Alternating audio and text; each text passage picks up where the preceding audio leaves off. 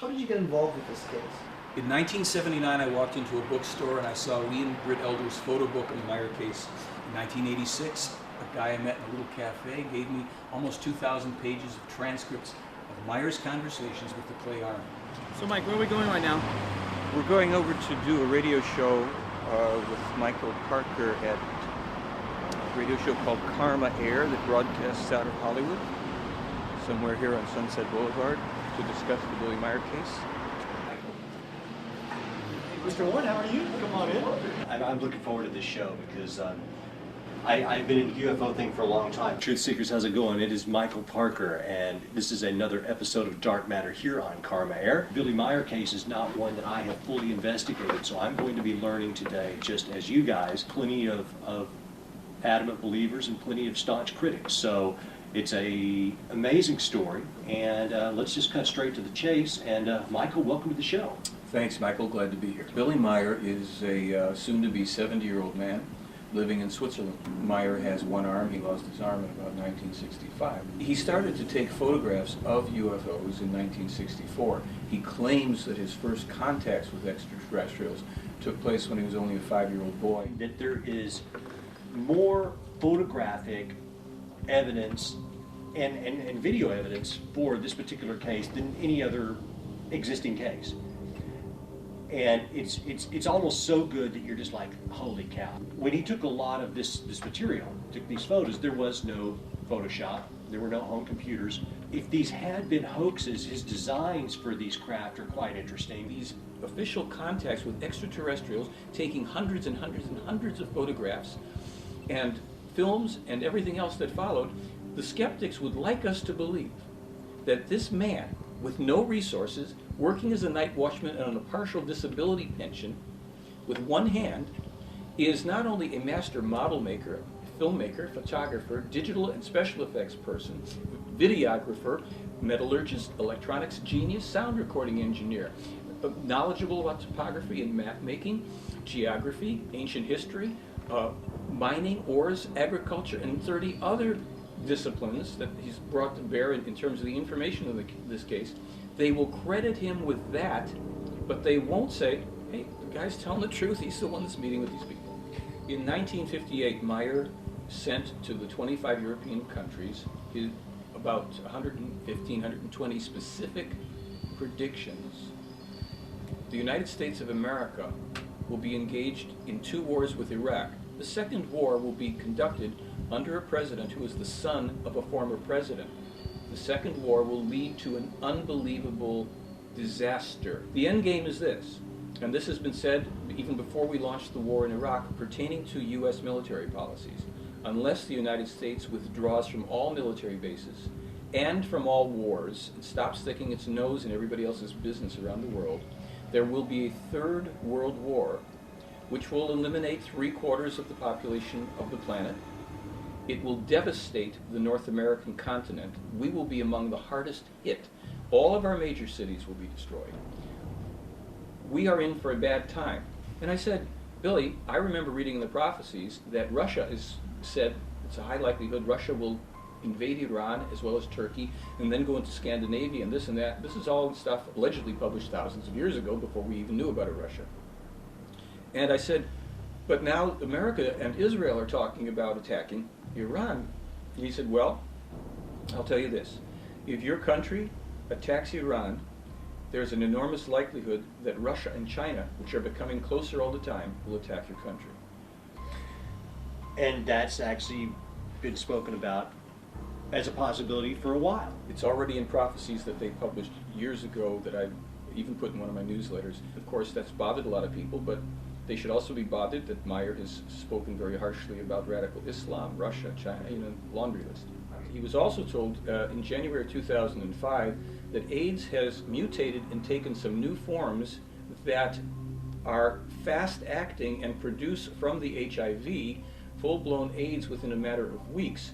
Now, they've also said that there would be a cure for AIDS coming, there would be a vaccine that would either occur or be in development by 2006. I haven't heard an update on what that is, but with this problem with the new strains of AIDS, they've just said very clearly this is something that Your scientists don't know as much as they think they know about most matters. The case is so full of prophetic, predictive information that wherever you can actually check and see, did it happen? Is this what's happening? Okay, it happened. Are the details the same? Yeah, the details are the same. Well, who published it first? In every case but one that I know of, Meier published it first.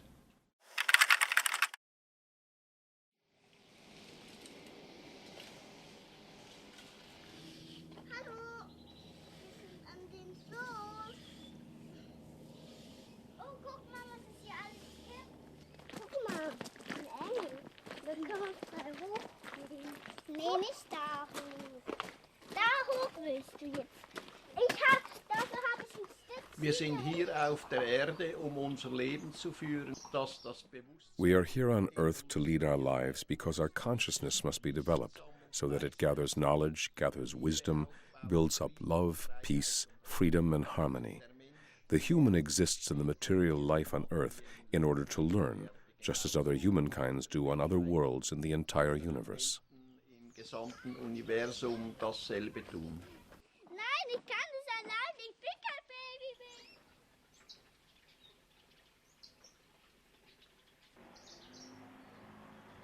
Mein Name ist Eduard Albert Meier, genannt. My name is Edward Albert Meier, but all around the world I am simply called Billy. I received the name in Tehran when I was on the road, and since then this name has remained with me.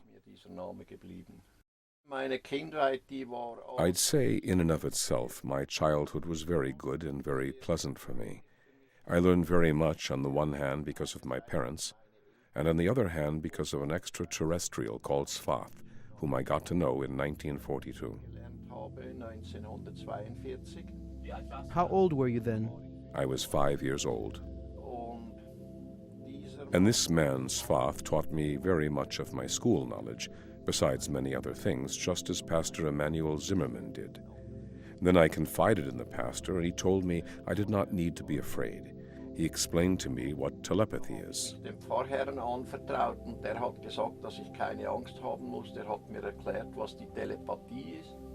Whenever I ran off, Svath helped me to hide somewhere, or he took me in his spaceship, and he flew somewhere with me where we could talk and where I could learn from him. Raumschiff genommen und ist mit mir irgendwo hingeflogen, wo wir uns unterhalten konnten und wo ich lernen konnte. Neurolinguistic programming, neuro standing for how you take the world in through your five senses. Linguistic is how that is communicated internally to you. And then programming is how do we change those internal communications so that we can take the world in differently. NLP was started in 1975, basically modeling some therapists.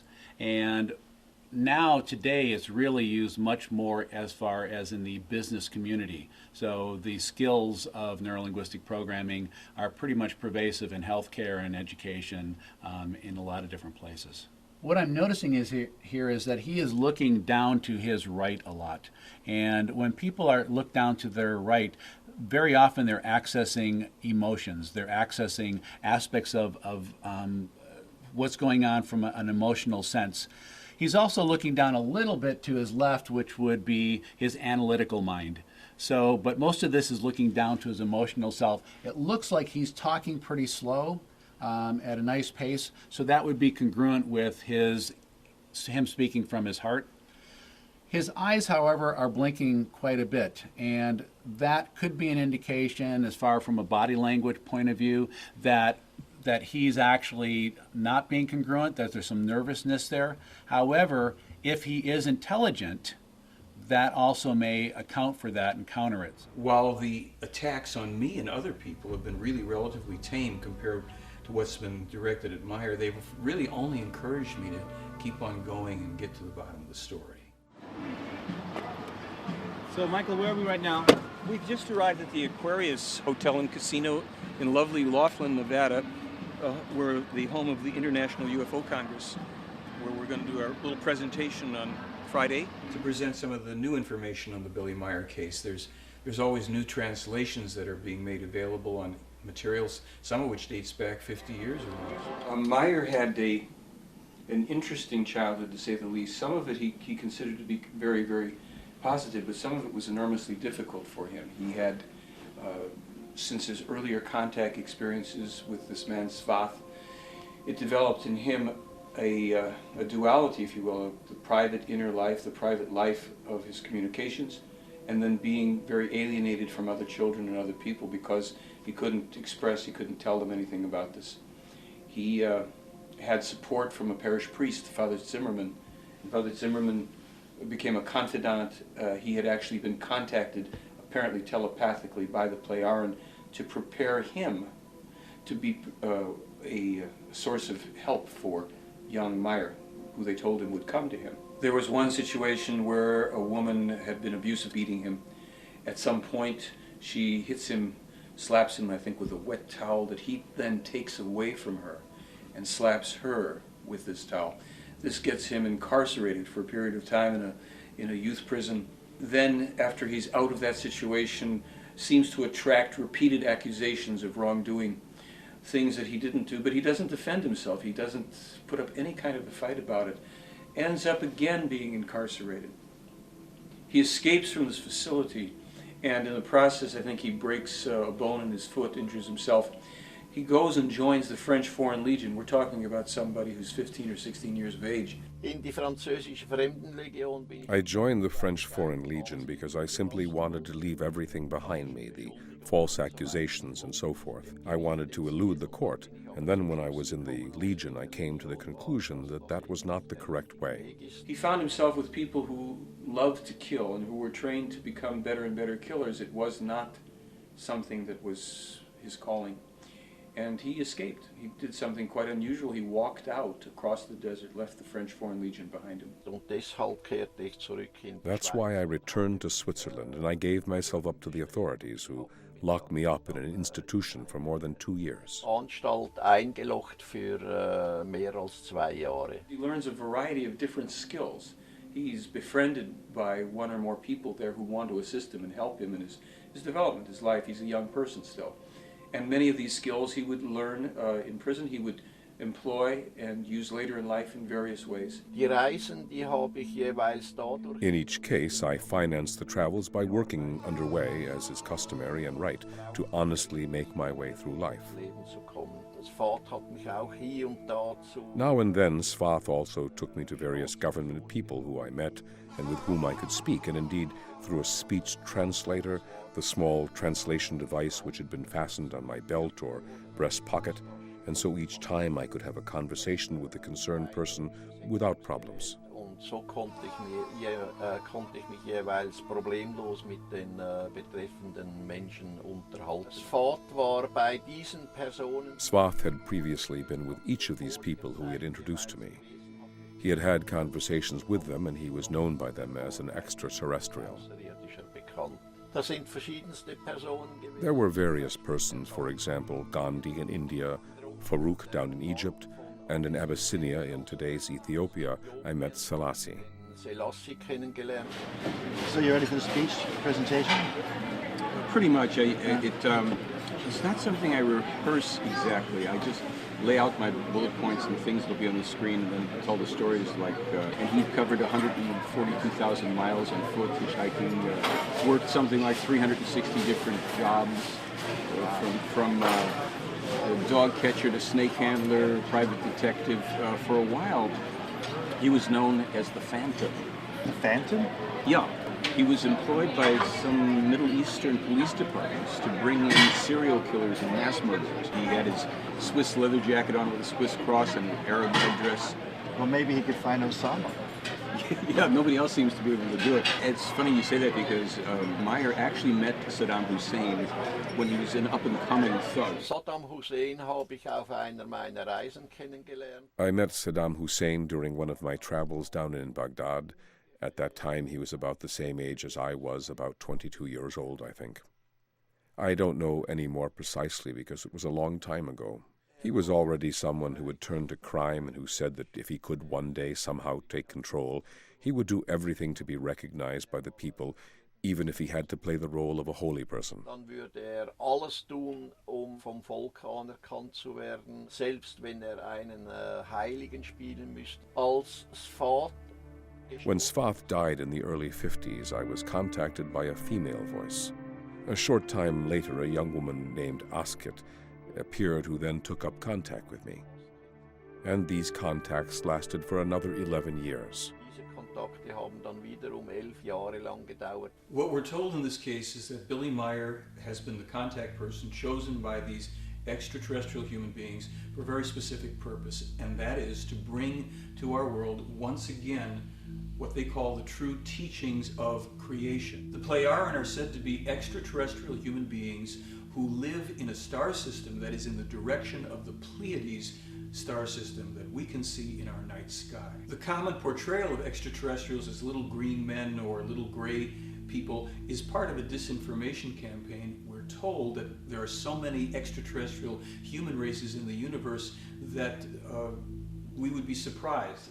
Often when people feel vulnerable or small or powerless, and there are times in all of our lives that we do, it's very comforting to believe in something bigger and better than you, a power, for example, an extraterrestrial that knows more than you do, that can predict the future, that can take away the uncertainty. There are a lot of schizotypal people who do believe in UFOs and do believe that we've been contacted by extraterrestrials. There is also something called a delusional disorder, which is considered a psychotic disorder, but it's very interesting. People who have this disorder appear very normal, except for a very compartmentalized delusion that they have, like that they have a relationship with extraterrestrials. Other than that, they function, pretty well. Do you see yourself as a missionary of Billy Meier? I hope not in the sense of the word that I understand it. I do feel a sense of mission. Does that make me a missionary? I hope not. What's wrong with being a missionary? Well, I don't want to knock on doors and tell people how they should think and how they should behave and what they should believe and that they should believe anything in particular. What I do want to do in my presentation, in my personal work, is to say, please look at this, please consider this, think about this. This is what's alleged. This is what we claim we can prove. This is what's still speculative. What does this mean? It's a non-bizarre delusion. So you ask the question, what's a bizarre delusion versus what's a non-bizarre delusion? A non-bizarre delusion could very well be that extraterrestrials have contacted somebody, but the person might be diagnosed with delusional disorder. Again, it doesn't mean it's not true. And this is where things get ambiguous. So, I, for one, can live with the ambiguity of it. I'd kind of like to think that, extraterrestrials have contacted us. I'd like to believe that, and I'd like to see the evidence. Mit Asket bin ich dann auch durch die Gegend gereist. Together with Asket, I traveled around and was also able to make various trips into the past with her and also into the future, but I don't want to talk about the travels into the future. I not only told friends but also other people about the future, and some of them even misused that information and tried to make money from it and were sentenced and imprisoned. Haben die das sogar missbraucht und haben das versucht in Geld umzusetzen, wurden verurteilt und eingesperrt. If a person could really know the future, it would be probably an enormous burden, depending on what we're talking about. But certainly if you saw events that were going to occur with certainties, however that would be possible, and these were negative events, disasters, etc., that would be a terribly disturbing thing. Knowing that one could not change or alter that would be enormously frustrating. He claims to have met a man called Emmanuel. And Emmanuel, according to the information in the case, would be the man who we know as Jesus Christ.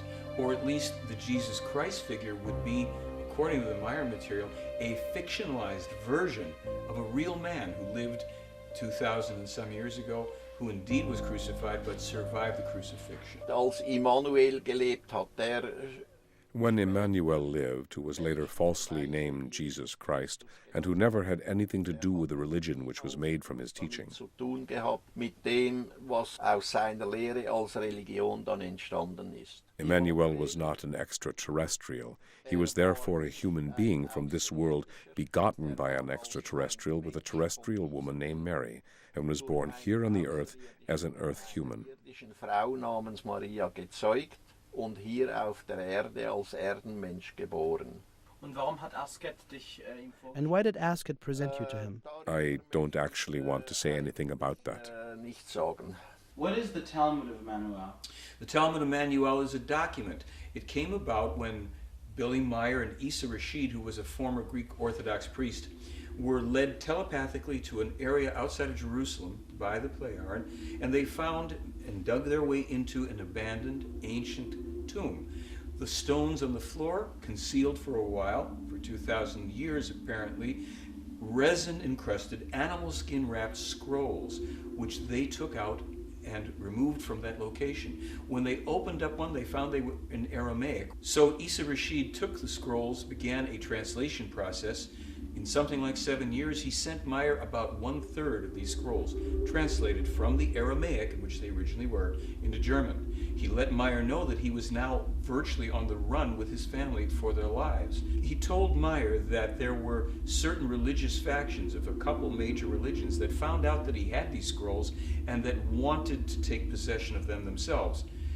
The information would prove to be enormously heretical.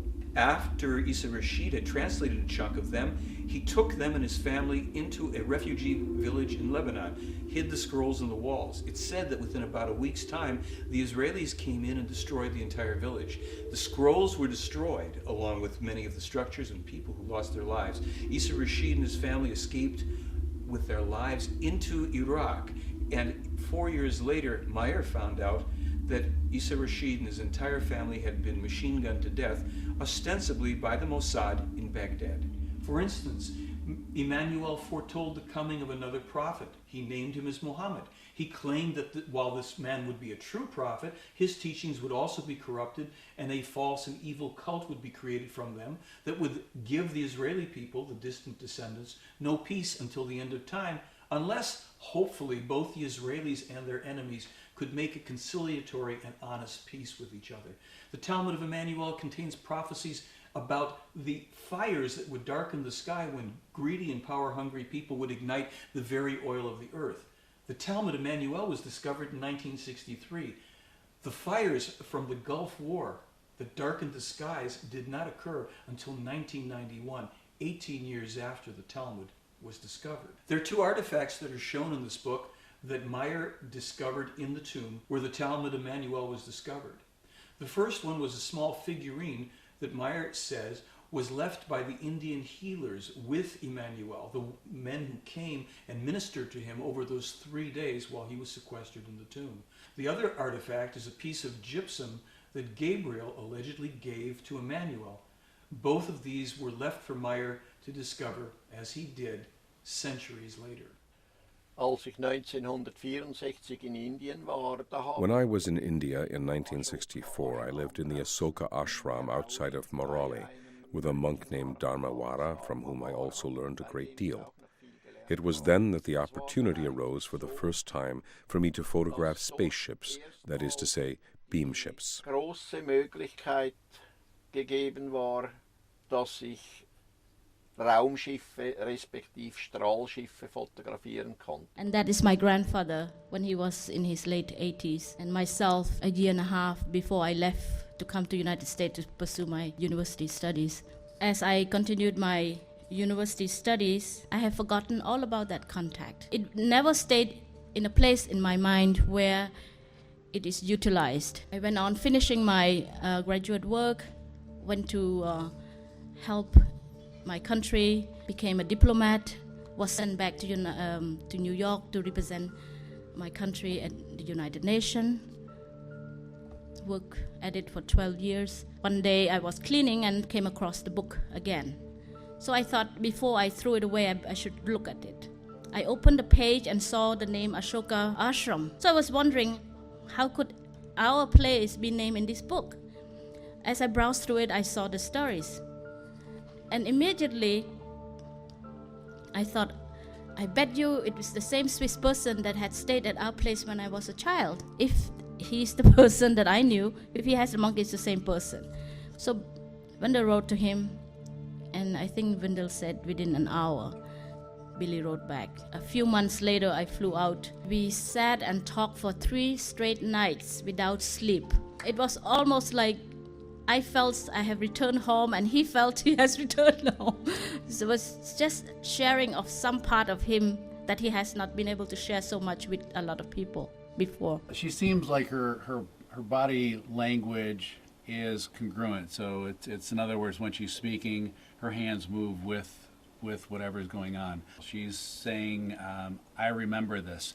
Typically, if I was lying, I wouldn't throw something like that in because I'm trying to get through it as quick as possible. So she goes into little snippets of the story. I would say that the way she's presenting it, either she's rehearsed it really well or she's telling what she believes in. So this ship would appear, usually would be around the same time as I have the visitation, or sometime this was taken by Billy Meier. It's 1965. It's a very hot day in Turkey. Meier gets on a bus, sits next to the window, sticks his arm out. Als uns entgegen ein anderer Autobus kam. When another bus whose driver was drunk drove towards us and rammed us, I was hurled out the window and my left arm was smashed and crushed to such a degree that it had to be amputated. Den hat es derart zertrümmert und zerquetscht, dass wegoperiert werden musste.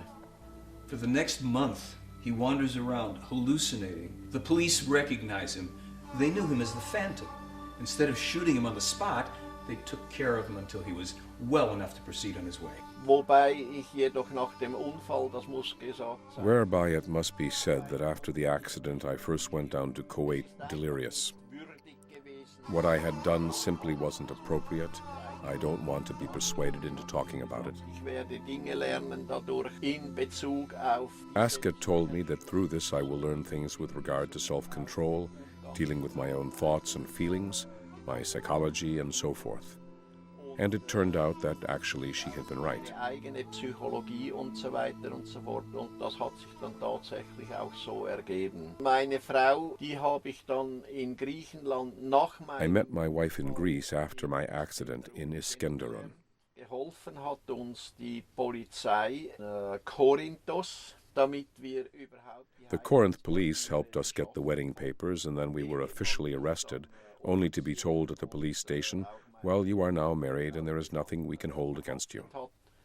Und dann auf dem Polizeiposten erklärt wurde, ja, ihr seid ja jetzt verheiratet, jetzt können wir nichts mehr tun. Mein Entschluss. My decision to marry this girl had to do with an explanation by Asket in the 50s and earlier by Svath that I would meet this girl one day and marry her. And it really turned out that quite bad things resulted and that my marriage wasn't happy and so on and so forth. Dass meine Ehe nicht glücklich verlaufen würde und so weiter und so fort. Und das hat sich dann auch tatsächlich zugetragen. Die Begründung. Asket's and Svath's explanation was, were I to marry Calliope, I would settle down and would begin my mission and would perform this mission no matter what. Beginnen und diese Mission auf Biegen und Brechen durchführen.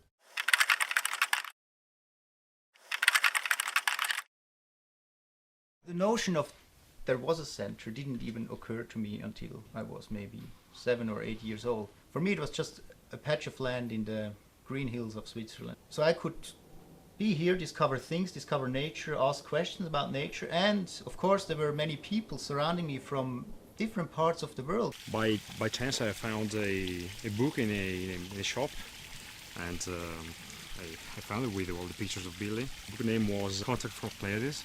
It was telling all the story of Billy. And I was very highly impressed, and then I tried to come here to see where Figo was and get as many information as possible. Mein Name ist Bernadette Brandt. Ich komme eigentlich aus Hinterschmidt-Rüti. My name is Bernadette Brand. I actually come from Hinterschmidt-Rüti because I've lived here for 30 years. Friends had told me amazing things about Billy, but basically I didn't want to meet him. Then I came into a situation where I had to confront him and was unbelievably surprised that he accepted me exactly as I was. Ich komme also aus Norden Deutschlands, 1974. I come from the north of Germany. In 1974, my first husband died of cancer, and then I was on a search for the truth, searching for an answer to what is death. In addition, there was the big question, what is the meaning of life? Lebensfrage nach dem Sinn des Lebens. 77, denke ich, hab ich mal über ihn gelesen in 2 Zeitschriften. Hab's dann aber 1977, I think I read about him twice in 2 journals, but did not continue to pay attention to it. I thought such a contact in Switzerland does not appear realistic to me, but for a long time I was interested in extraterrestrial life, reincarnation, and related things. I pondered about the meaning of life, and then, well, I had once been a member in an American association and read in the newsletter about a Swiss farmer and about a photo book about his contacts with extraterrestrials. gelesen, da ist ein Schweizer Bauer, der hat von diesem gibt es einen Bildband über Kontakte mit Außerirdischen. Und wie hast du Billy kennengelernt? Ganz einfach, ist mein Vater. How do you know him? Quite simple, he's my father. Das war schon schwierig, ja, weil... So how was it as a child? That was very difficult because it didn't come just from the children, rather more from the adults who then influenced the children. Especially in the early years and partly even today, he had a reputation as a nutcase. Als Spinner verschrien. Und mit so jemandem sollte man sich nicht abgeben. And there should be no contact with such a person, and this influenced the children. Und das hat sich dahingehend geäußert, dass This was expressed in that I was ignored or teased by my classmates. geschnitten wurde, gehänselt wurde. Das war schwer, ja. Yes, that was difficult. I was successful in repressing the memory of this, and I don't mean just in a transferred sense, but really. Im Sinne, sondern tatsächlich. Es sind nur einige wenige Episoden. There are only a few episodes that I still remember from the first 18, 20 years of my life. Bis circa 18, 20 Jahre. Everything else is buried in my subconscious, and I've built up my individuality by trying out many things, by getting around a lot, by making the acquaintance of many people, but also by making many mistakes. Dadurch, dass ich viel ausprobiert habe, viel rumgekommen bin, viele Menschen kennengelernt habe, aber auch viele Fehler gemacht habe. Hast du jemals zu deinem Vater gesagt, Papa, wie kannst du... Did you ever say to your father, Dad, how could you do this? Such a hard thing. No, I never asked him personally, but in secret I have often asked myself this question. I tried to analyze the whole situation and to break it down for myself, and I came to the conclusion Und aufzuschlüsseln für mich und bin zu der Ansicht und that it is more important to build up the mission, to build up Figu, than to go into this problem. die Mission, die Figu aufzubauen, als, ich sage jetzt mal, auf diese Problematik einzugehen. Ich bin meinem Vater auch nicht böse. I'm not angry with my father because of it. Quite the contrary, I'm glad and happy that he is here for me today in this form, and I am trying to profit and learn as much as I can from it. Und ich versuche so viel wie möglich daraus zu profitieren und zu lernen. Meine Mutter hat immer versucht, My mother always tried to drive a wedge between our father and us and tried again and again to incite us against him. und hat auch immer wieder versucht, uns gegen ihn aufzuhetzen. Das ist aber schlussendlich. Well, she didn't succeed in the end, and overall we have a good relationship with our father. Wir haben im Großen und Ganzen eigentlich ein gutes Verhältnis zu unserem Vater. Ist ja 12 Jahre war auf Reisen. He was on the road for 12 years, and naturally quite a bit comes together from real life. That fascinated me. The people as such, how they live, how they work, their way of thinking, their hospitality, other countries, other customs, that naturally expands one's horizons when one can experience something like that. Und da ist natürlich auch eine Horizonterweiterung. diesbezüglich, wenn man sowas erfahren darf. Und dann And one day the question arose, Jakobus, what do you make of extraterrestrials? Außerirdischen. Wo die Straße in den Wald reingeht, da ist Langholz gelegt. Where the road enters the forest, there was a pile of long logs, and very good photographs were taken there. Wo gehen wir jetzt gerade hin, Billy? Hier runter in Where are we going, Billy? Down to Lower Satellik, where we were able to take photographs of Semjase's beam ship. konnten mit dem Strahlschiff von Semjase.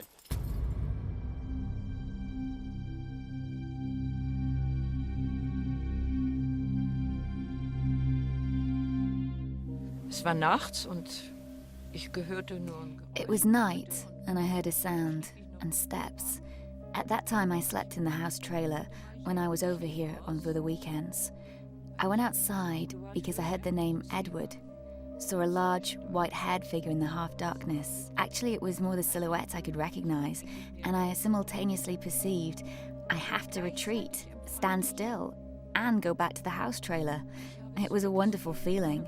Somehow, I was inwardly fulfilled with happiness and light and sun and so forth, and naturally, I've never forgotten that. Sonne und weiß ich was, erfüllt innerlich, was ich natürlich nie vergessen habe. Ungefähr 1990 habe ich dann die Forschungsschiffe vom Dahl-Universum. Around 1990, I saw the ionizing hulls of 3 research ships from the Dahl universe. They were circling and looked like misty balls. I've also observed a mass sighting of Asina's people. It was at that time when Asina came to say farewell to Billy. Wenn ich Aufnahmen machen konnte, das war sehr selten. When I could take photographs, it was very unusual that other people, group members, could go with me and take photographs themselves. As a rule, I always had to go alone. Und auf halbem Weg hatte ich plötzlich so ein... And halfway, I suddenly had such a strange feeling, some kind of urge which grew stronger and stronger, and suddenly I knew what I should do. Wusste ich, was dies eigentlich sollte. Ich sollte I should look up. There was a huge cauliflower-like cloud, a quite big silvery shining disk curved around the cloud. Da kurvte ein recht großer silberglänzender Diskus And suddenly it vanished as if it had been cut out of a film. aus dem Film geschnitten wieder weg. Ich hatte so in mir ein Wehmüt. I had such a wistful feeling in me, something like homesickness. In my thoughts, I was always with this huge ship. Immer bei diesem Riesenschiff. Schiffe, UFOs oder Strahlschiffe, wie sie genannt werden. I had several sightings of ships, UFOs, beam ships as they are called, due to the fact that my father had contact with the Plejaren and repeatedly said, I have been called once again. Immer wieder gesagt hat und auch gesagt hat, so jetzt bin ich wieder gerufen worden. Es war für mich einfach selbstverständlich da. It has been a natural thing as I had been a part of it since childhood. Das war hier auf dem Centergelände. Hat Billy einmal gerufen, wir sollen kommen.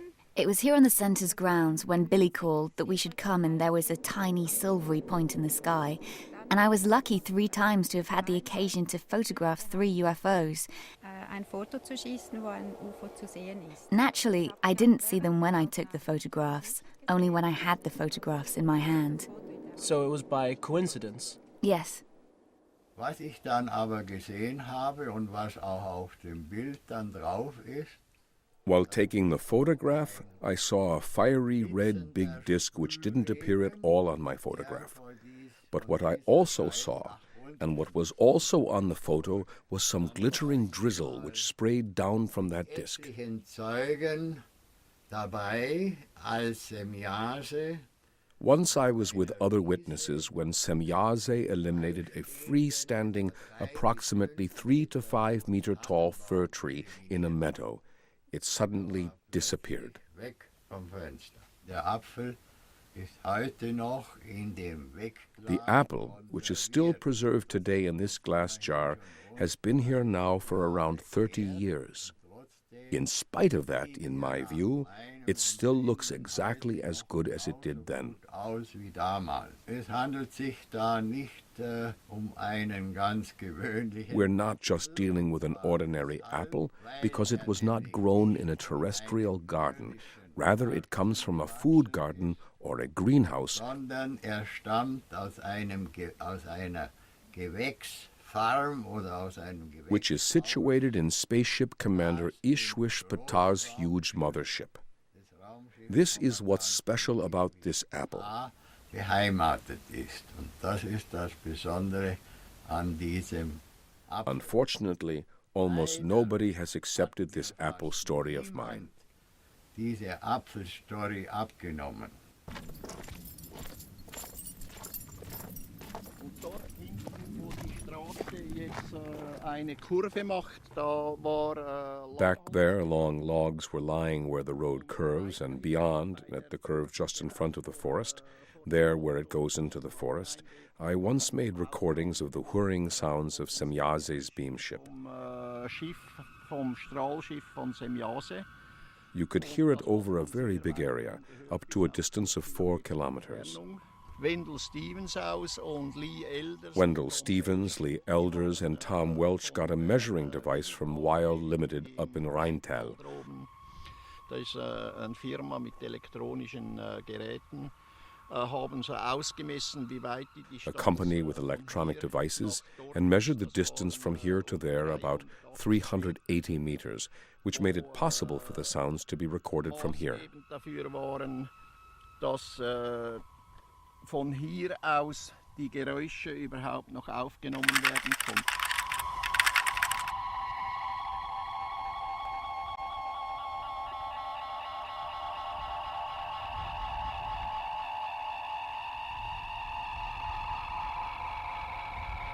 What's happening is the 10 different frequencies are converging on one central frequency, which is, I find, very interesting. This is probably one of the most interesting things about the tape is that there are... What's this right now? Very, very many tones. Yeah. And they're all changing very fast. Not synthesizers on the market that have oscillators that change that randomly. Even if you got 9 or 10 of them going, they wouldn't change from those peaks that quickly. So a significant thing is this rate of change. And besides, if you were going to create a noise for a spaceship, you'd be hard put to come up with something as original as this. I would see it once a week or sometimes twice a week, ship over the Ashoka Ashram, but from an angle behind the Ashoka Ashram, there's a little hill, and we used to call it the Dog Hill. This was taken on May 24, 1964. This was taken just on the side towards the east of the ashram. Sometimes I would see more than 2, there would be a whole bunch of them. Taken from monuments in that area. It's called the Qutub Minar. This is an old Indian historical monument. Very interesting and also important to me, a whole bunch of them. But this is one of my ayah washing my clothes, sitting on the veranda outside my room. When I had my experience, I have seen a lot of ships over the trees, near the well, on the doghouse. Sometimes it was very low. I could see a huge half of this room size of the ship. So when I had experiences with Asket, it was also not something very unusual or strange for me. It was almost a return to some familiar state. Sometimes there would be a few villagers walking around and they would look up and see this. In the ashram itself, sometimes our servant would come and say, I saw something very strange. Have you seen? I would say yes, and that was the end of it. This is right on top of the ashram in the evening. Sometimes there would be people looking up with me, looking up, and some of them would see the ship very clearly like myself, but some would look at us and said, I don't see it. This is one of the phenomena where hundreds of people saw this. Even was written in the Indian newspaper in the 60s. Actually, one reporter was dispatched from the newspaper, I think the New Statesman or something. He came, talked to the villagers, talked to people who work at our place, and even talked to Billy and was shown the photos. Während einer Nachtwache von mir, da hatte ich mein Fahrzeug, hier. During my night watch, I parked my car just here. Everything was dark here, and I came walking along this road. Heraufgelaufen und wie ich hier so entlang laufe. As I was walking along, Ptah and his shiny little ship came over this hill, brightly illuminated between the trees over the tent there. Mit seinem Schiff hier so über das Center, hell beleuchtet. Die ganze Situation nach bald 20 Jahren ist etwas derartig Normales. The whole situation after 25 years is somewhat normal, and we deal with such unusual phenomena quite differently. Im Februar, das war, ich schätze 2001, ich habe es mal aufgeschrieben. I had another interesting experience. I guess it was in February 2001. I wrote about it. I drove my car into the protection shield of a telemeter disc. Mit meinem Auto, und da wurde das ganze Auto in einen riesigen Lichtball. That means that I touched the electroenergetic protection shield of that disc with my car, and the whole car was enveloped in a huge ball of light. Auto, es war ein helles, orange leuchtendes Licht, und an der Peripherie meines Fahrzeuges konnte ich It was as if my car and I were struck by a very strong electrical tension. Ladung entlädt rund mein Fahrzeug. Mitte der 80er Jahre war ich in Italien in den Ferien. In the mid-80s, I was on vacation in Italy, and one night about 11, I had an impulse and I looked, and there were two lights, quite parallel, very fast, and then they whoosh, parted, and then I knew.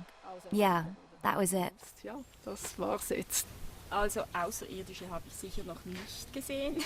Raumschiffe, ja, also irgendwas. I've certainly never yet seen extraterrestrials, but spaceships, yeah, something silvery in the sky. Well, I have to say that I have simply never been interested in spaceships. Spaceships are, for me, like cars. I'm not interested in cars either. They are a means of transportation. But what has always been clear to me, and what I never quite realized, was that it was clear to me that, logically, there are extraterrestrials.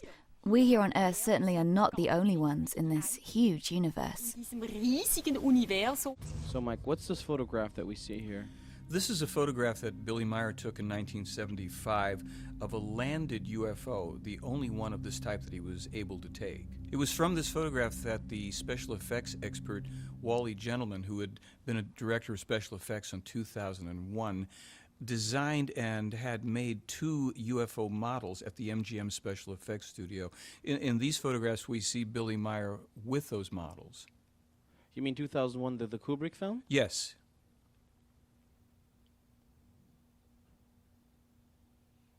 And what's the difference between these models versus, photographs that Billy Meier took of actual UFOs? Well, I think we're going to take a look at some of that. For instance, here we can see in this film the model, one of the models being handheld and walked about the property. There were very specific technical differences that were observed, but in this film, we see an object that some people might say is a model. It's hovering above what appears to be a tree and in front of a house. Is this one of his films? Or? This is one of Billy Meier's films, his earliest film from 1975. Some people would think by a string, but as you see this move off to the side, you notice the UFO hung for a moment at an angle, which is something that's impossible to effect with an object on a string. But it looks like so shaky and like being pulled up and down. Yes. And is this the usual way they fly? No, this was a demonstration flight, and some of what was accomplished here was the characteristic and to be expected movements would come from an object, a pendulum-like object, an object on a string. And then we see these other smooth and flowing movements as the UFO is moving about the tree.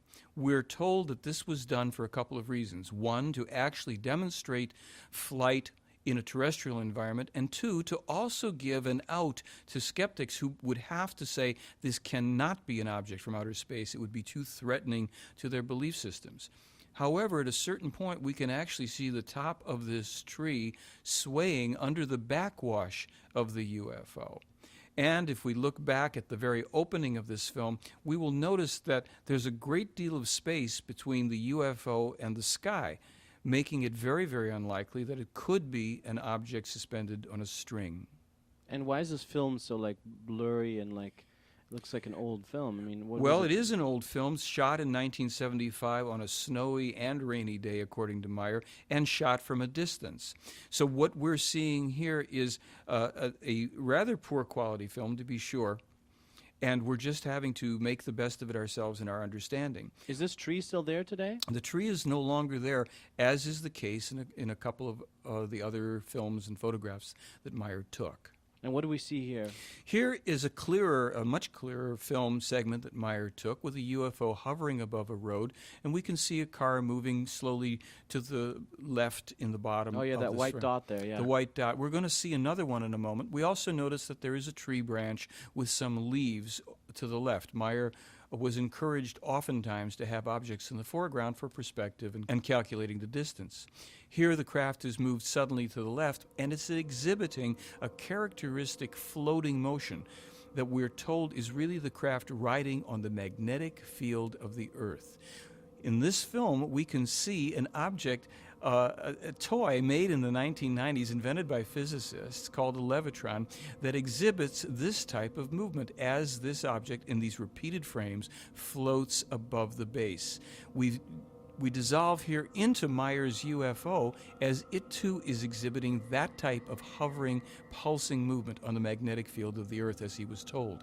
Now watch as the object will suddenly dart away in one frame, disappearing from view.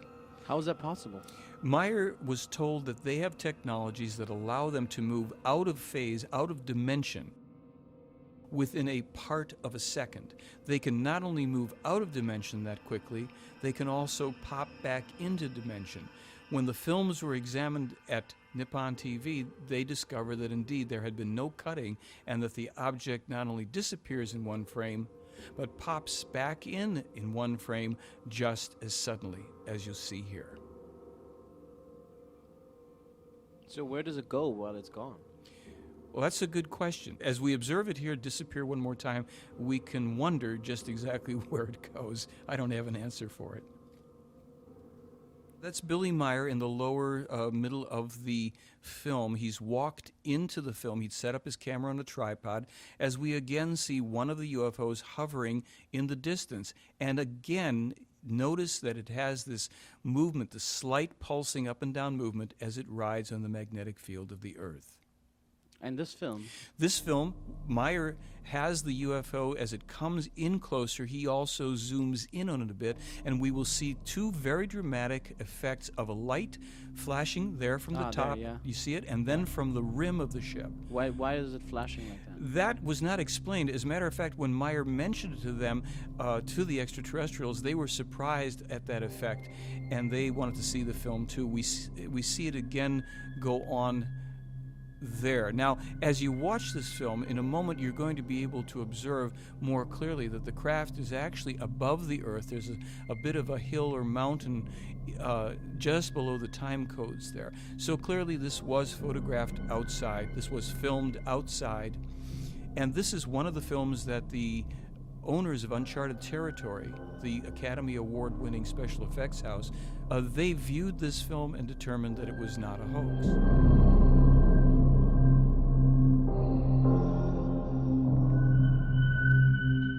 In this film, we see three of the UFOs, again in the distance, with tree branches in the foreground, as they hover at slightly different angles in relationship to each other, exhibiting again the pulsing movement and changing distance ever so minutely between them. Uncharted Territory said that if they could duplicate Meier's films, they would have to go to CGI to do it because these clearly are not models.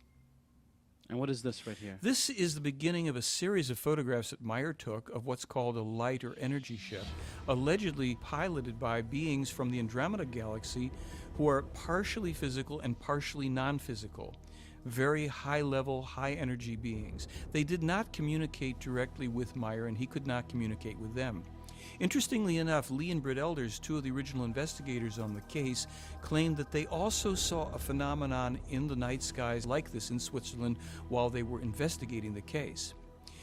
Photoshop expert David Biedny claimed that Meier had simply used a light fixture photographed against a black background to hoax these photographs, in particular one that he claimed was a double exposure.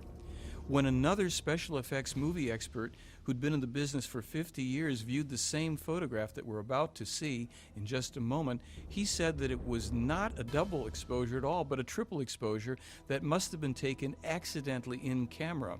When Mr. Biedny was challenged to duplicate this photo to prove his point, he declined to even try. Is it this photograph right here? This is the one. Now, in the next one, this one, which is clearly not a double exposure, Mr. Biedny wouldn't even comment on it. This poses a problem for the skeptics because it clearly was not done outside the camera. And what is this thing that looks so interesting? Well, that's our wedding cake UFO. This was the only other landed UFO that Meier was able to take photographs of. And interestingly enough, in very much the same location as the energy ship when it was photographed in the previous photographs, right above the center.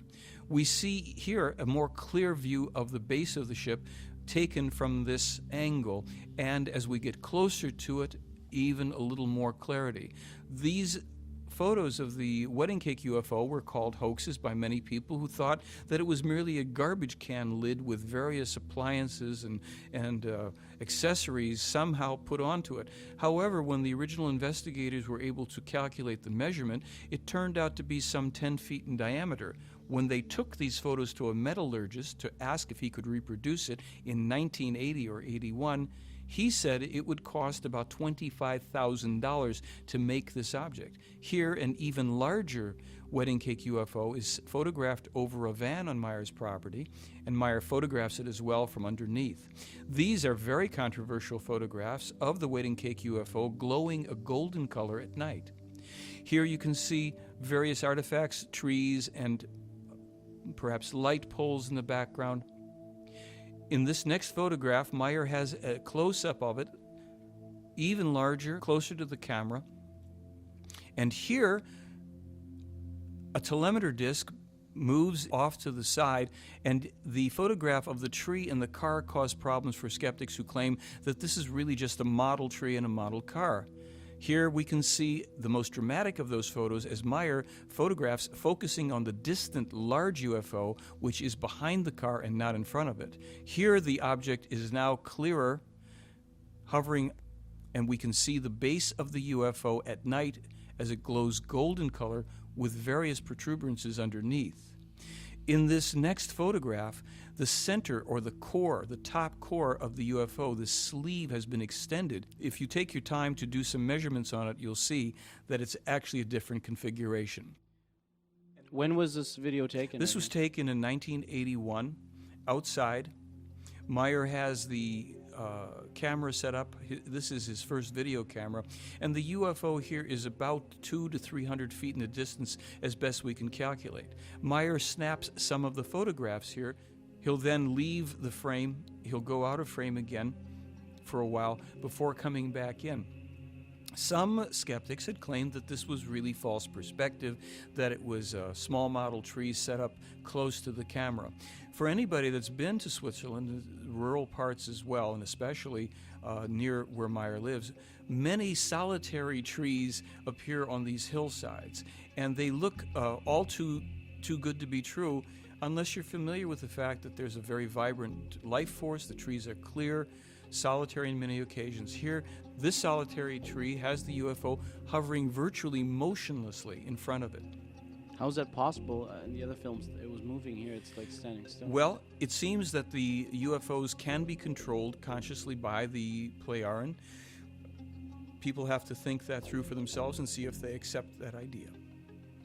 This is a photograph, a formerly top-secret photograph, of one of the Nazi UFOs, the German UFOs that were developed during the early part of the Second World War, supposedly with the help of extraterrestrials who, upon further determining the nefarious intentions of the Nazis, input into the designs elements that caused these craft to not be able to function as the Germans had hoped they would.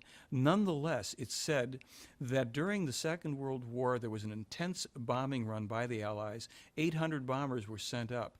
Only 2 of these craft were sent up and were able to destroy 200 of the Allied bombers, according to Lieutenant Colonel Wendell Stevens. How did the Nazis supposedly get these UFOs? Supposedly they were helped by an extraterrestrial race that thought that the Germans at the time would develop and utilize these craft to bring about a more peaceful world here. And this only goes to show that, extraterrestrial or not, whenever human beings are involved in something, things can and ultimately will get messed up. You mean they talked to the Nazis and gave them UFOs? They apparently input the information telepathically to Nazis, or at the time German scientists, who were unaware of the contacts themselves. They thought that they were developing these objects themselves. And after the Second World War, some of these objects survived, and some of the Germans fled to South America with them. Different countries came into possession of these plans, such as the United States, Canada, Russia, and England. Other countries as well, later, such as France and China, developed this type of alternative craft, which, while it does not have the capability of true interplanetary, let alone interstellar spacecraft, is used even today to create UFO sightings around the world. So we are told by the play Aaron and Meier that the greater majority of so-called UFO sightings are actually craft that are U.S. and other secret military craft. The danger still being that a false UFO ET attack could be launched by one country or another in order to bring people under martial law and worldwide control. These are the only known photographs taken from within a UFO above the Earth, with two other UFOs visible. Meier took these from inside Semyaze's ship. In this final photograph, we even get a clearer view of the Earth and land below. We're looking at photographs taken of Meier holding a laser beam-type weapon on July 6, 1977. The photographer is the woman Manara, who brought him this weapon, an antique 600-year-old beam-type weapon. He looks a lot younger here than in the movie. He was about 40 years old at this time. And this is like another film of his? This is shot on the same day. This was actually the second time that a weapon like this was brought to Meier, and they decided to both photograph and film him handling the weapon during this time. So does anyone else ever touch this weapon, or was Meier the only one? Well, Meier was the only terrestrial person to handle the weapon. Manara was the person who brought it, and another woman named Alina. Also, we'll see her in a little bit. We have some photographs of her. The weapon had some very unusual characteristics. Like what? Well, the weapon was said to have a range of 37.2 kilometers, and it had a screen on it that Meier could look into and see up to that distance as if whatever he was looking at was close at hand. All he had to do was concentrate then on the target, whether it would be a little piece of a tree or another vehicle or whatever, and press the trigger, pull back on the trigger, and that beam would travel as far as necessary to destroy the object in question. So he could basically steer the weapon with his mind? Well, this weapon wasn't fully steerable with the mind. It was more that he could focus on whatever he wanted to. He still had to pull the trigger. In their more recent technology, they have weapons that are controlled by the mind, so that only the so-called owner of the weapon can actually activate and use it.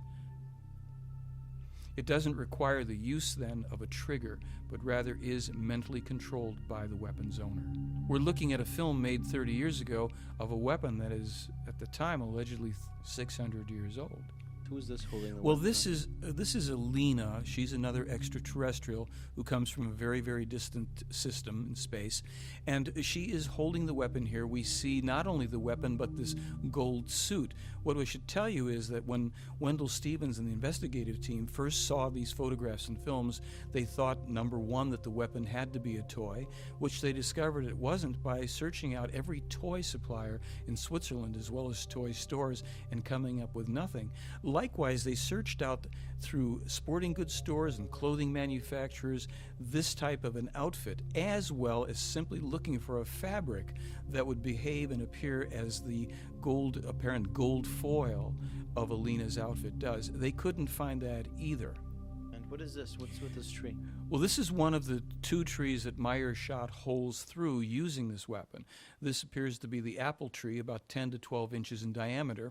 The investigators couldn't even find a drill bit that long, and plus, as they examined the hole here, they found out that not only was it smooth as glass all the way through, but slightly oval, in addition to the round entrance and exit. There is no possible way of drilling an oval hole. What about these pictures? Well, this is another tree in a forest that Meier had shot a hole through. The investigators had then taken a string, tied it around the trunk, ran it through the hole, and then carried it back all the way into the forest. They found it in a straight line from the entrance point of this hole. Everything was singed or burned perfectly all the way through as far as they could walk it in the forest. But remarkably, there was no sap bubbling. There was simply clean through, immediate breaks in the branches and twigs where the beam had passed through. With any technology that I know of could not achieve this on this Earth's plane.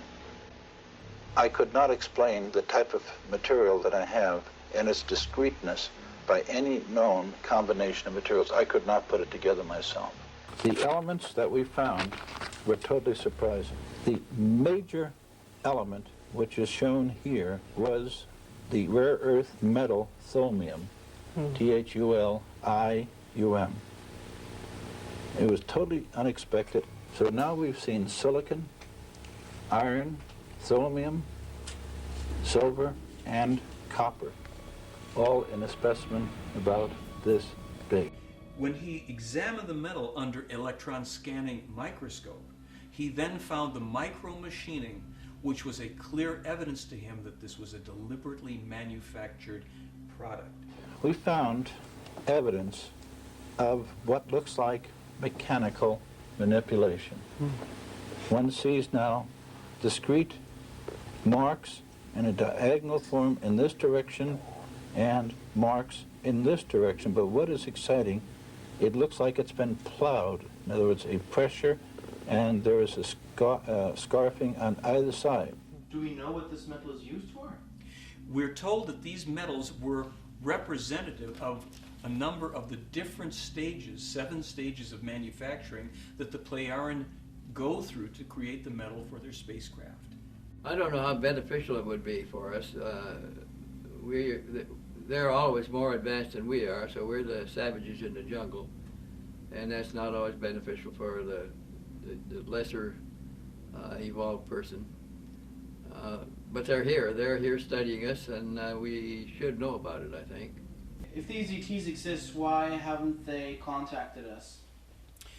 Well, actually, there's 2 answers. Number one is they certainly did try to contact us, meaning the government of the United States, in 1979. There was a letter sent to the Carter administration.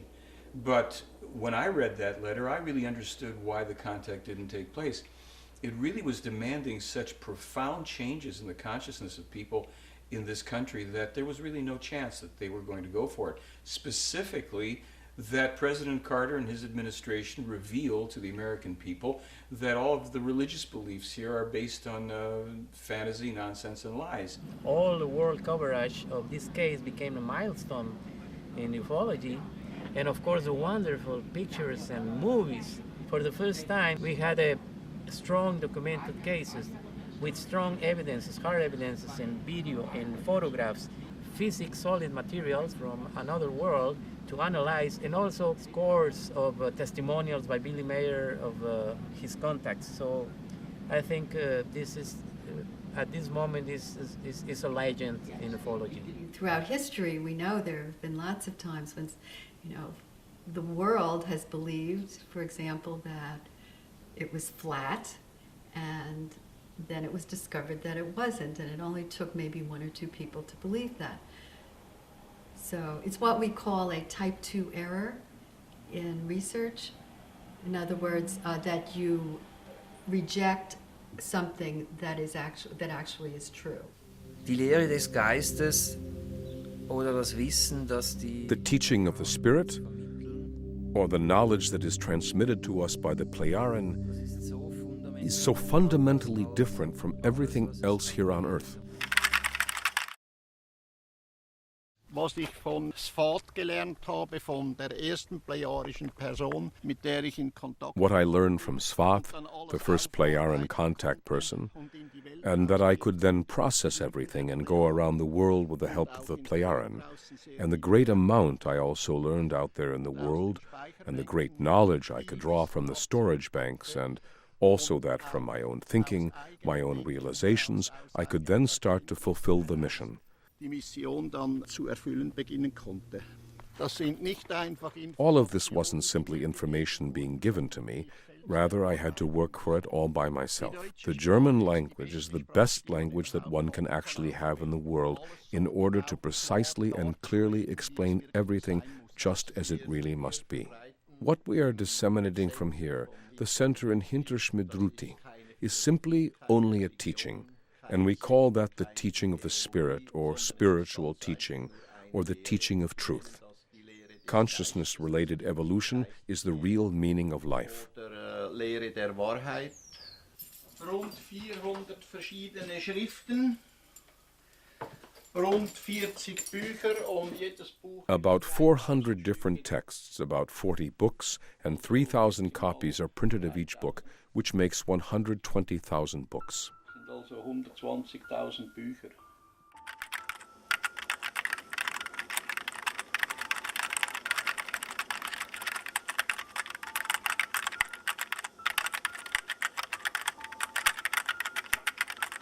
Das Universum, das ist schon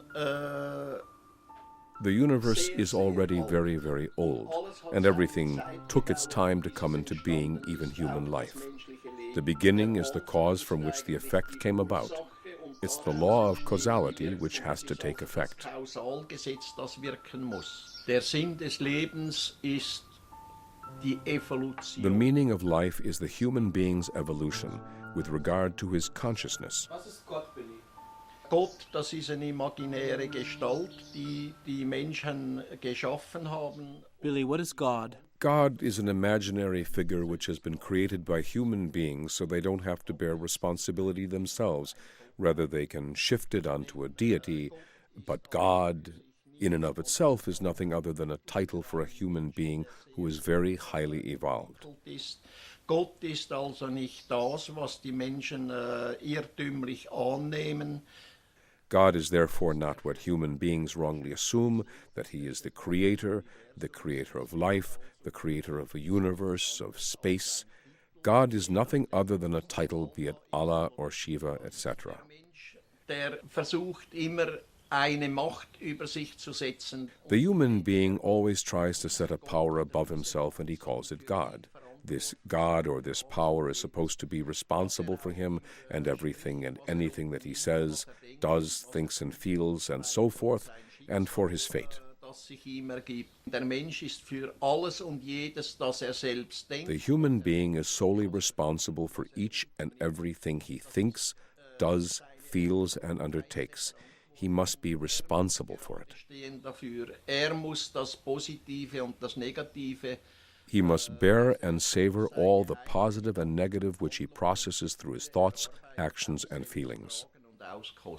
It's good that he invented a new term called creation, which is, I think, maybe a bit broader, innocent as well. You know, if you say God or Allah, then there is a long heritage, of maybe violent history attached to it. So maybe let's call it creation then. They simply want us to look at the facts and learn to understand the truth. The Palladians said there are no earth religions that are valid, that they are all dogmas created by men to create men. We don't need an intercessor, and we shouldn't be taking anybody else's ideas about religion.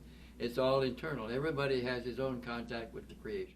Because in various cultures from the Middle East, South and Central Americas, and India, etc., all of the gods of the past were extraterrestrial humans. Many of them were the forefathers of the Pleiaren. Because their ancestors set in motion these religions, which have led to many of the problems we face today, they want to help us.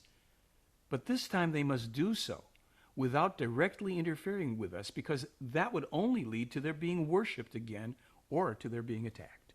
When we think about God and religion and the universe, we might want to consider that we live on a little ball. Actually, if we put it in perspective, we live on a piece of cosmic lint, somehow magically suspended in space, perfect operation. Everything's going on. In religion, we want to say that God is responsible for that, and that we should also fear God, or maybe we won't be sitting on a cloud after we die. We'll be dipped eternally in molten lava. Not exactly a positive image. And so On one hand, we have the spiritual teachings from Meier and the various religions of our world. To understand the difference between them, we really have to look at both. Then the human beings are no longer in a position to think for themselves. They still only think in the framework prescribed by religions, sects, philosophies, and ideologies. Der Mensch muss aber aus sich selbst heraus seine Gedanken pflegen. But the human beings must nurse their thoughts from within themselves. They have to learn their thoughts and create the respective feelings. And it is only then that they may detach themselves from that which the false teachings, the erroneous teachings, which hammering fear into them, are bringing. Hier ein Andenken, dass man mir mit einem Nagel an die Haustüre genagelt hat. Es langt darum. Here is a memento for me that someone nailed on the door of the house. It's enough, you dog, you will be put down. Shortly after this note was nailed on the door, a couple of days later, it came to a head, and someone shot at me once again and tried to kill me. Und hier ist der Platz, als ich einmal hier zu einem Kontakt gehen sollte. And here is the place that I was once supposed to come for a contact. Jacobus was with me and 2 other men. In the hours of the night, someone shot at me from down there. Hat man auf mich geschossen. Das habe ich aber Tage zuvor geträumt und habe mir dann ein Metallblatt. I dreamed about it days before and had hung a metal plate in front of my chest under my jacket, and on top of it a memorandum book. Genau in die Agenda rein und in die Metallplatte, und so hat es mir das Leben gerettet. And the bullet went through the book and into the metal plate, and so my life was saved through a dream that I had had before. Because I have dreams again and again which show me things that will happen in the future. Können wir das alle, solche Träume haben? Can we all have such dreams? Actually, everybody can have such dreams if they concentrate on them and begin to steer their dreams, and when they enable themselves to somehow have visions through dreams, dream visions, prophetic dreams, and so on and so forth. Träume, eben Visionen zu haben, Traumvisionen, Wahrträume zu haben und so weiter und so fort. Aber das bedingt natürlich. But that naturally requires that the human concentrates and uses his consciousness to really make use of the energies and forces which arise from it. Wirklich die Energien und Kräfte, die daraus entstehen, aus dem Bewusstsein zu nutzen. Meier is not a pacifist. His position is that self-defense is a basic human right, but that weapons may only be used if there's absolutely no other way to defend one's own life or someone else's. Even then, killing someone in self-defense should be the absolute last resort, so going to war or attacking other persons who do not directly threaten oneself or others is not self-defense, but a punishable crime. Meine Waffen. My weapons. This is my son's army pistol. In Switzerland, the Swiss soldiers have their weapons at home. Die Schweizer Soldaten haben ihre Waffen zu Hause. Kleinkalibergewehre. Small caliber rifles, 2 submachine guns, 2 Kalashnikovs, and here is my revolver, 22 millimeter. And this is my second army weapon, 9 millimeter, 44 Magnum, Bulldog revolver. Why do you have all these weapons? I actually carried these weapons earlier during night watches and for the job I had, for security, transporting money, and so forth.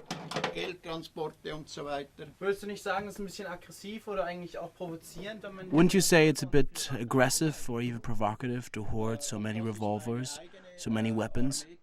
No. And this is my army pistol. What do the Plejaren say about self-defense? And what about carrying weapons? Self-defense with weapons is actually only appropriate if it effectively involves defending a life. Wenn es effektiv darum geht, ein Leben zu verteidigen. Ich sehe mich ganz einfach. I see myself quite simply as a teacher, as a herald, even if they say that I am a prophet. And I simply see myself as a quite normal human being. Als ganz normalen Menschen. The silent revolution of truth actually is exactly the appropriate name for what we are doing here. First of all, it has to do with self-responsibility, and that the human being learns to go back to his roots without any compulsion, and learns to be a human being. Und das ohne Zwang. The Plejaren say that they know, not believe, but know that there's such a thing called the human spirit. And there is a soul, but the soul is a transitory element of human being, kind of located in the solar plexus primarily, and it dissolves after death. Let's get back to the human spirit. That is the eternal and immortal part of us. There's a physical location for it, which is deep within the brain. They claim that they know this to be true, and that they also know that people live numerous lives. We're talking about millions and millions of different incarnations. So if, in terms of reincarnation, we might have a slogan that says, don't worry about dying, you'll live through it. In living through it, it means that you actually are born again into a different personality. They know, therefore, scientifically, that the human spirit comes into the fetus at the 3rd week, the 21st day. Therefore, they allow abortion up until that point, but they don't allow it afterwards because they consider that that would be murder. So in our world, because we don't know for certainty that there is a human spirit, we don't know that there is reincarnation, we either believe it or we don't, we are polarized. Those people who believe that abortion is okay under any conditions, and those who believe that it isn't under any conditions. Both sides are actually right and both sides are wrong. Once we know scientifically that there is a human spirit, and when it comes and attaches to the embryo, we would resolve that polarization just as the Plejaren apparently have. Dies hier, das ist der Lebensbaum. Und der hat seine... This here is the tree of life, and its branches are pointing upwards. But what's declared to be the peace symbol these days is the rune designating death. In other words, people use the sign upside down, and it doesn't mean peace, it means death. The apostles of peace around the world even paint it on their faces.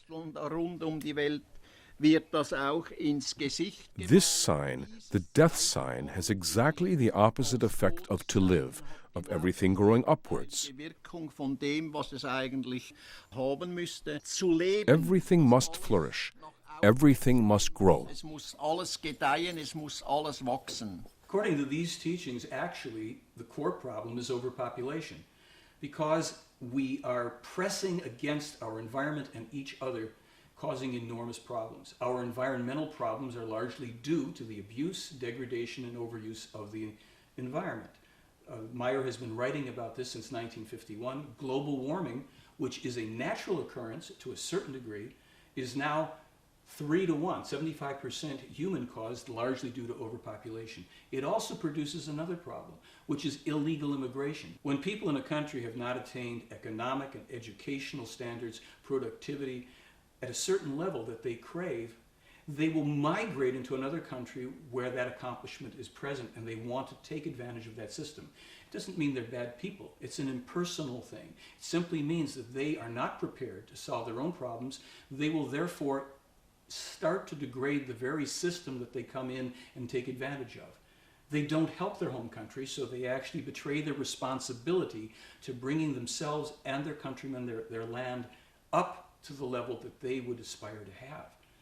Illegal immigration sets up strife, famine, wars, civil unrest. So when the Plejaren said, years and years ago, decades ago, that the United States will suffer 2 civil wars, one following the other, I laughed at it until I start to look now at the problems that we are recognizing in our own country due to illegal immigration. What's the solution to overpopulation, Michael? According to the information of this case, a cessation of births. Very simply, there is a staggered means of introducing births into a society once it has attained a reasonable level population. Was würdest du sagen zwischen Mann und Frau? Wie funktioniert sowas wirklich? What would you say about the relationship between a man and a woman? How does it really work? An interpersonal relationship between a man and a woman must naturally be defined according to what the personal circumstances are with the two people. An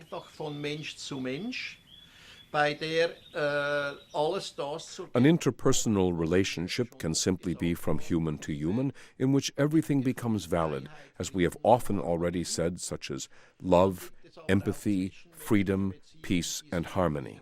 Then there are also interpersonal relationships which reach very much further, and indeed to the extent that a friendship comes about whereby all these values become very much deeper.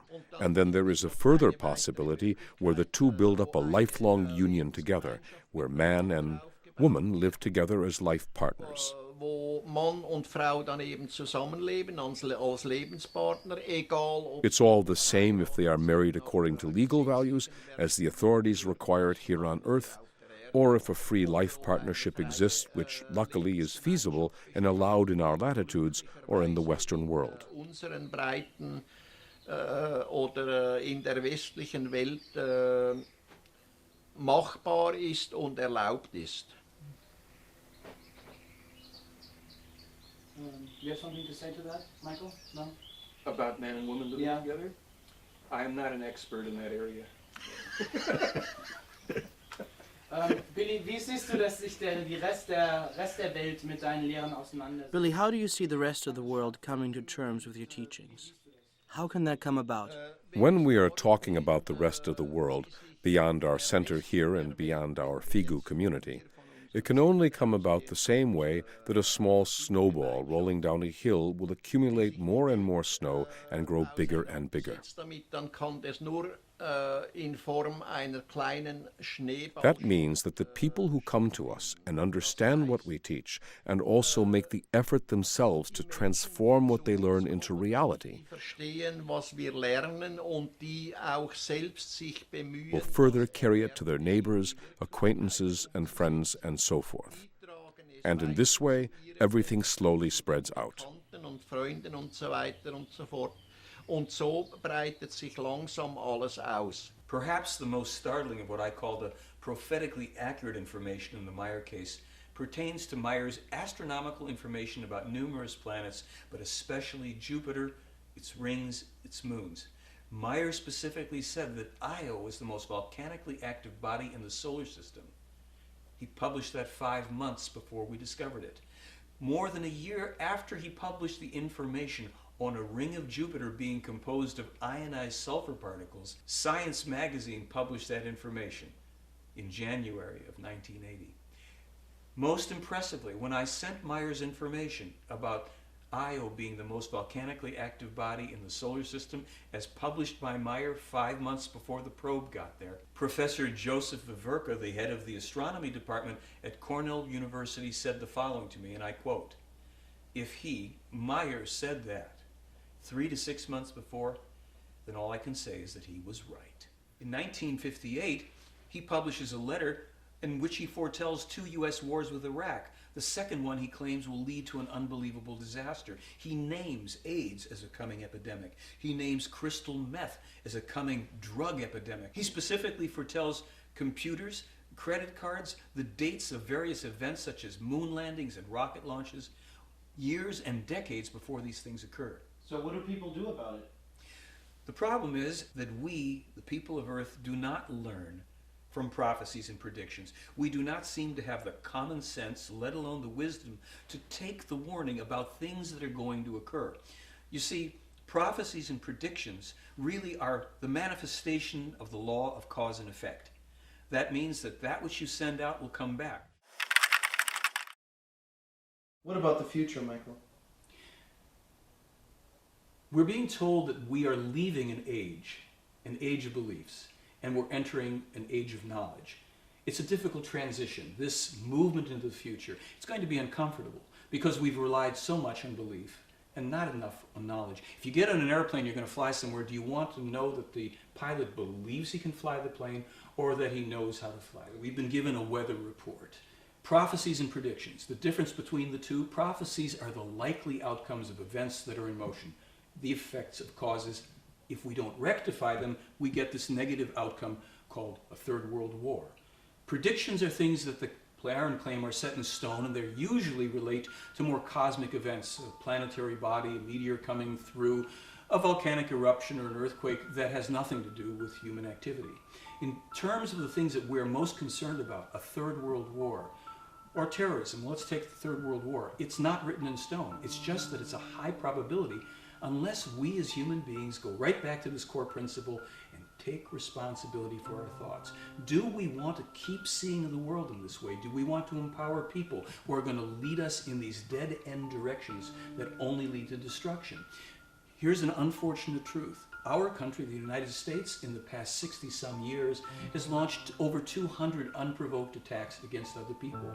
The law of cause and effect tells us that sooner or later that pendulum comes back, and it comes back as a wrecking ball. The war against terrorism will not be won militarily. Not through aggression against people who had nothing to do with it, not through recruiting more terrorists by bombing innocent people. The way they recommend, and they say it's an age-old solution, that all countries on earth must contribute equally to a true peace combat force. This is a force of armed soldiers under true international law that are sent in to put down terrorism, insurrections, wars, and criminality and aggression.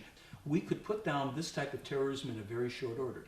Do we have the will and do we have the wisdom to do that? True leadership from here on only comes from the bottom up. It's not going to come to us from the top down.